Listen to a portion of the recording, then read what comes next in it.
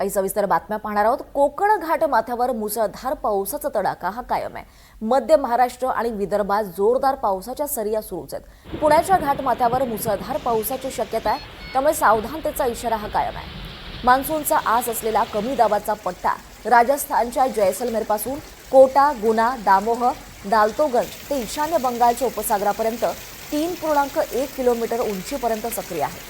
ईशान्य अरबी समुद्रापासून दक्षिण गुजरात, मध्य प्रदेश, उत्तर छत्तीसगड, झारखंड, पश्चिम बंगाल, बांगलादेश ते मणिपूरपर्यंत समुद्र सपाटीपासून 4.5 ते 7.6 किलोमीटरपर्यंत परस्पर विरोधी वाऱ्यांचं जोड क्षेत्र प्रक्रिया आहे।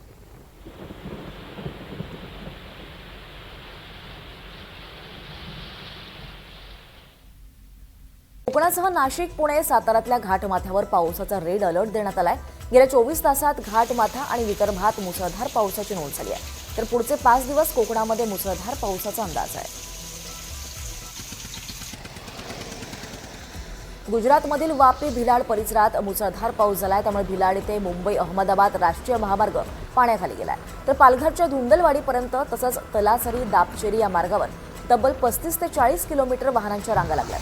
प्रशासनाकडून वाहतूक पूर्ववत करण्याचे प्रयत्न सुरू आहेत। पालघर जिल्ह्यासाठी हवामान विभागानं आज रेड अलर्ट दिलाय। मुसळधार ते अतिमुसळधार पावसाचा इशारा देण्यात आलाय।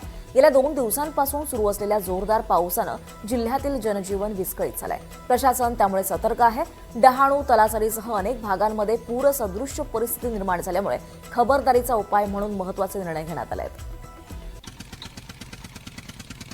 पालघरमध्ये मुसळधार पावसामुळे नद्या धोक्याच्या पातळीवर आहेत। सूर्या नदीजवळच्या मासवण परिसराला पुराचा वेढा पडलाय। ड्रोन कॅमेऱ्यातून टिपलेल्या दृश्यातनं पुराची दाहकता दिसून येते। प्रशासनाकडून नागरिकांना सतर्कता बाळगण्याचं आवाहन करण्यात आलं आहे। मुसळधार पावसामुळे डहाणू तालुक्यातल्या वाणगावसह कापशी गावात पूरस्थिती निर्माण झाली आहे। अनेक नागरिक पुराच्या पाण्यात अडकून पडले होते। माहिती मिळताच वाणगाव पोलिसांनी तातडीनं घटनास्थळी धाव घेत स्थानिकांच्या मदतीनं बचाव कार्य राबवलं आहे।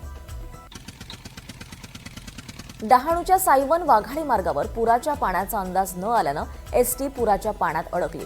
बसमध्ये 4 प्रवाशांसह चालक, वाहक असे 6 जण अडकून पडले होते।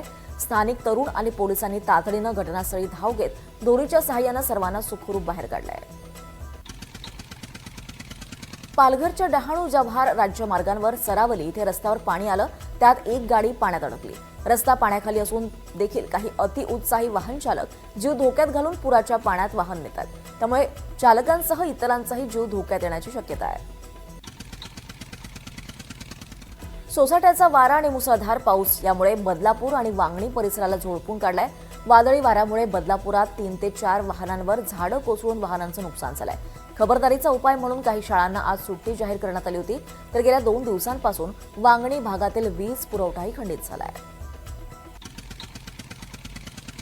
पालघर जिल्ह्यात मुसळधार पावसामुळे मोठ्या प्रमाणात पूर परिस्थिती आहे, त्यामुळे एनडीआरएफ आणि वसई विरार महापालिकेची मदत पथकं तलासरी आणि डहाणू तैनात असणार आहेत। चारोटी परिसरासह वेगवेगळ्या ठिकाणी मदत कार्य सध्या सुरू आहे। जिल्हा प्रशासन परिस्थितीवर सातत्यानं लक्ष ठेवून आहे। नागरिकांनी कोणत्याही अफवांवर विश्वास न ठेवता फक्त अधिकृत माहितीवरच विश्वास ठेवावा असं आवाहन करण्यात आलं आहे। नाशिकमध्ये गोदावरी नदीनं धोक्याची पातळी ओलांडली आहे। गोदावरी नदीला पूर आलाय। रामकुंड परिसरात मोठ्या प्रमाणात विसर्ग सुरू आहे। रामकुंड परिसरात 19,508 क्युसेकनं पाण्याचा विसर्ग सध्या सुरू आहे।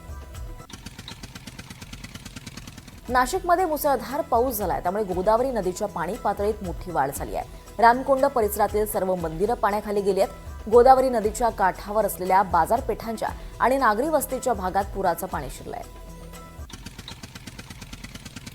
नाशिकमध्ये सर्वत्र पूरसदृश्य परिस्थिती निर्माण झाली आहे। रामकुंड परिसरातील सर्व मंदिरं आणि रामसेतू पूल पाण्याखाली गेलाय, तर गंगापूर धरणातील पाण्याचा विसर्ग टप्प्याटप्प्यानं वाढवण्यास सुरुवात झाली आहे। गोदावरी नदीच्या काठावरील नागरिकांना सतर्क राहण्याचं आवाहन करण्यात आलं आहे। गेल्या 2 दिवसांपासून सुरू असलेल्या मुसळधार पावसानं नाशिक शहरातली पूरस्थिती अधिक गंभीर झाली आहे। याच पार्श्वभूमीवर नाशिकचे उपमहापौर विलास शिंदे यांनी घटनास्थळी भेट देत परिस्थितीची पाहणी केली आहे। गोदावरी नदीपात्रातल्या विसर्गात वाढ होणार आहे। 25 ते 30 हजार क्युसेकपर्यंत विसर्ग करण्यात येणार आहे, त्यामुळे रामकुंड परिसरासह नदीकाठच्या भागात पाणी आणखी वाढण्याची शक्यता आहे। नाशिक महानगरपालिकेनं लागू केलेली पाणी कपात रद्द केली आहे. गंगापूर धरण 80% भरलंय, त्यामुळे पाणी कपात रद्द करण्याची घोषणा महापौरांनी केली आहे. मनपानं दर शनिवारी ही पाणी कपात लागू केली होती. संततधार पावसामुळे नाशिकच्या इगतपुरीतल्या काळूस ते भाम धरण 100% भरलंय. इगतपुरी तालुक्यात मुसळधार पाऊस सुरू आहे, त्यामुळे सर्व रस्तेही जलमय झालेत.